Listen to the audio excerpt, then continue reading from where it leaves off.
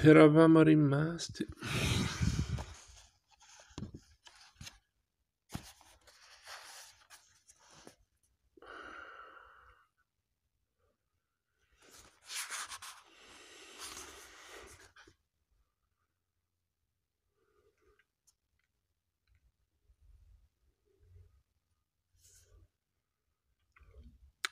Pereira si avvicinò mentre Silva raggiungeva un altro tavolo. Buonasera, dottor Pereira, disse il direttore. Non mi aspettavo di vederla qui. Ha abbandonato la redazione.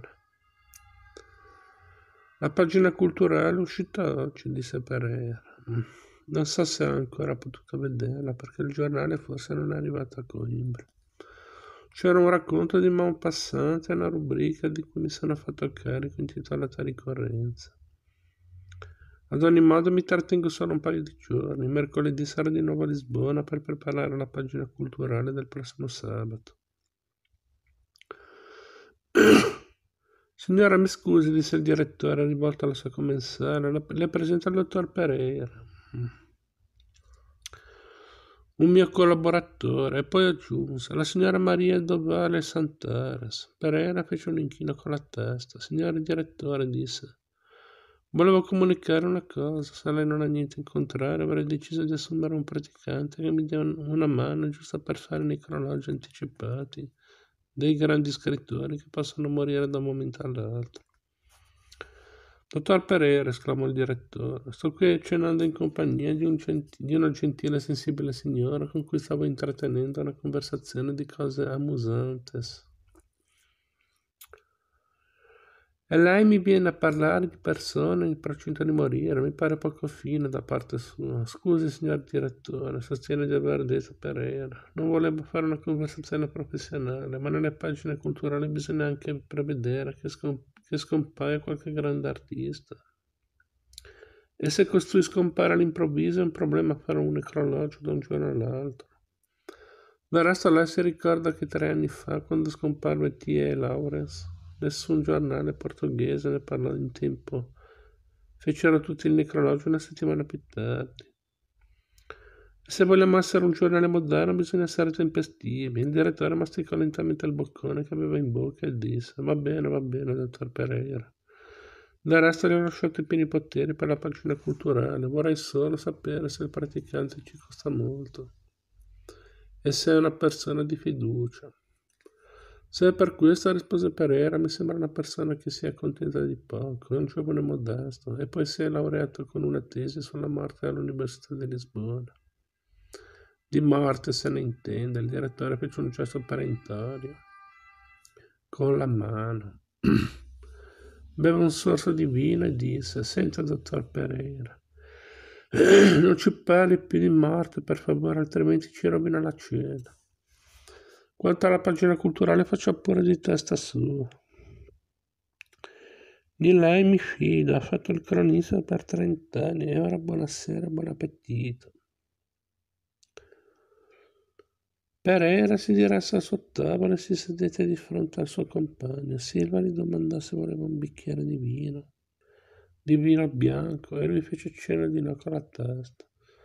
Chiamò il cameriere e ordinò una limonata. Il vino non mi fa bene, spiegò, me l'ha detto il cardiologo.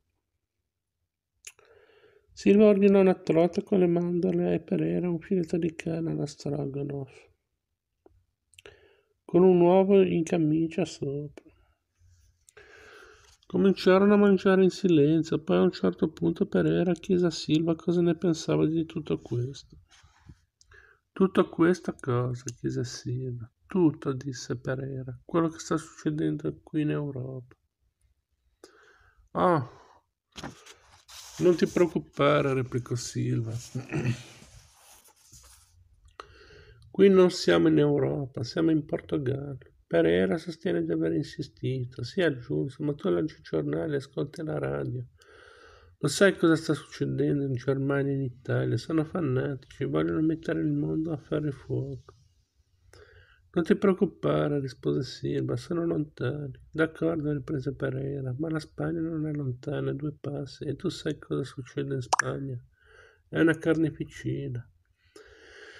Eppure c'era un governo costituzionale, tutto Tutto per colpa di un generale bigotto. Anche la Spagna è lontana, disse Silva. Noi siamo in Portogallo. Sara disse Pereira. Ma anche qui le cose non vanno bene. La polizia la fa da padrona, ammazza la gente, ci sono perquisizioni, censure. Questo è uno Stato autoritario. La gente non conta niente, l'opinione pubblica non conta niente. Silva lo guardò e posò la forchetta. Stai bene a sentire, Pereira, disse Silva. Tu credi ancora nell'opinione pubblica? Ebbene, l'opinione pubblica è un trucco che hanno inventato gli anglosassoni. Gli inglesi e gli americani sono loro che ci stanno smerdando, scusa la parola, con questa idea dell'opinione pubblica. Noi non abbiamo mai avuto il loro sistema politico, non abbiamo le loro tradizioni, non sappiamo cosa sono le trade union. Noi siamo gente del sud, Pereira, e ubbidiamo a chi grida di più, a chi comanda.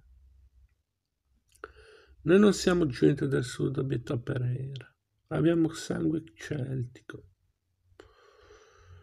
Ma viviamo nel sud, disse Silva. Il clima non favorisce le nostre idee politiche. Laissez-faire, laissez-passer. Lasciare fare, lasciare passare. È così che siamo fatti. E poi senti, ti dico una cosa. Io insegno letteratura, di letteratura me ne intendo. Sto facendo un'edizione critica dei nostri trovatori. Le canzoni d'amico, non so se te ne ricordi all'università.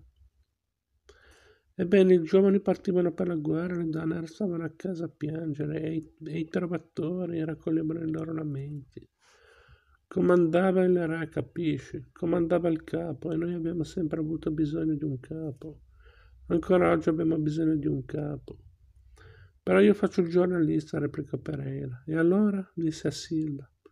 Allora devo essere libero, disse Pereira, e informare la gente in maniera corretta. Non vedo il nesso, disse Silva. Tu non scrivi articoli di politica. Ti occupi della pagina culturale. Pereira a sua volta posò la forchetta e mise i gomiti sul tavolo. Sei tu che devi starmi bene a sentire, replicò. Immagina che domani muoia Marinetti. Vuoi presente Marinetti? Vagamente, disse Silva. Ebbene, disse Pereira, Marinetti è una carogna. Ha cominciato col cantare la guerra, ha fatto apologia della carneficina. È un terrorista, ha salutato la marcia su Roma. Marinetti è una carogna, bisogna che io lo dica. Vai in Inghilterra, disse Silva. Là potrai dirlo quanto ti pare, avrai un sacco di lettori. Pereira finì l'ultimo boccone del suo filetto. Vado a letto, disse, l'Inghilterra è troppo lontana. Non prendi un dessert? Chiese Silva. A me andrebbe una fetta di torta. I dolci mi fanno male, disse Pereira. Me l'ha detto il cardiologo e poi sono stanco del viaggio. Grazie di essermi venuto a prendere alla stazione. Buonanotte e a domani. Pereira si alzò e se ne andò senza dire altre parole. Si sentiva molto stanco, sostiene.